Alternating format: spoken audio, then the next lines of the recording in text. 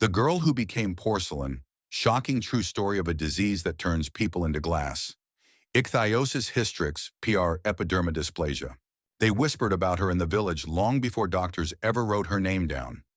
A girl whose skin shone unnaturally pale, who walked carefully, as though each step might shatter her. Some called her cursed, others, the porcelain doll. At first it seemed innocent. As a child, her skin was delicate, always bruising, always peeling. Neighbors thought it was just fragility, the kind many children outgrow. But by the time she turned 12, her body began to transform. Her skin thickened, hardened, and reflected light like glass. Each touch left faint cracks, like pressure on a fine china plate. Her parents tried to hide her away. They dressed her in long gowns, gloves, scarves. But the townsfolk whispered. They said she had been kissed by frost at birth, that her soul had been claimed by winter itself. At night, rumors spread darker, that she was not entirely human, that she was crafted, a doll given breath. Doctors eventually called it by its real name, ichthyosis hystrix, a grotesque skin disorder where layers of keratin build up, stiffening the flesh into rigid plates. But words in Latin could not quiet the horror of her neighbors. They saw not a diagnosis, but a punishment from God. As her body hardened, so too did her life. Her skin cracked at the joints, leaving her bleeding at the slightest movement. She learned to move slowly, doll-like, as though posing for unseen hands. Washing was torture. The water stung every fissure, every wound. Even her eyelids grew stiff, making blinking a slow, unnatural act. The cruelty of the outside world was relentless.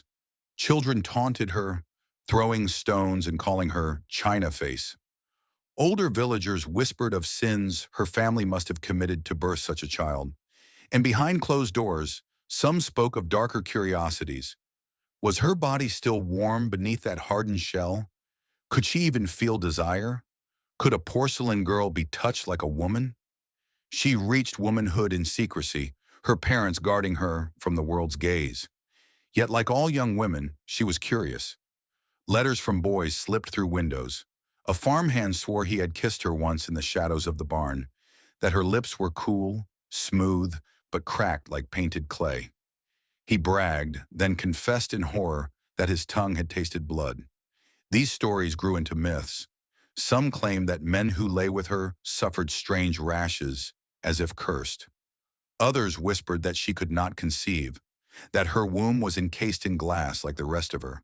But no one truly knew because her private life was sealed in shame. By her late teens, she became almost immobile. Her fingers curled inward, locked by thickened skin.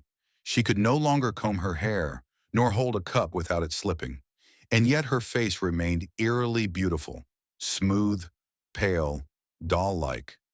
Photographs taken at the time show a haunting figure, a young woman who seemed carved rather than born. Doctors, fascinated and horrified, called her a living specimen. They scraped pieces of her skin, weighing them like broken shards of pottery.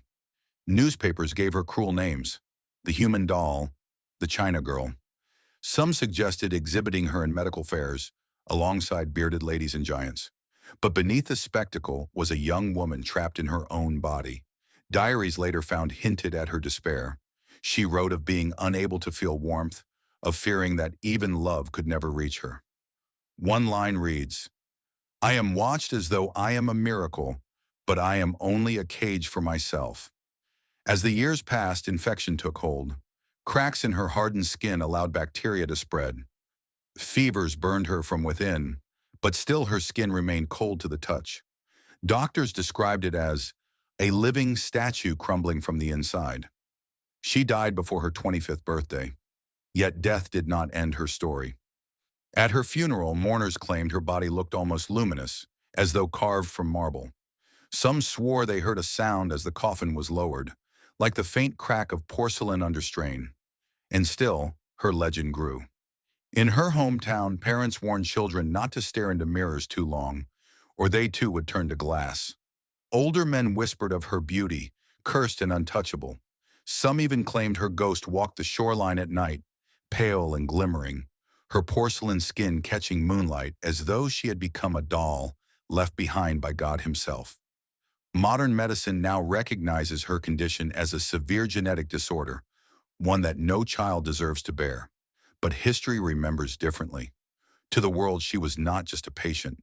She was an object of horror, fascination, and desire. A girl who turned herself, unwillingly, into porcelain. A human trapped in a doll's fragile shell.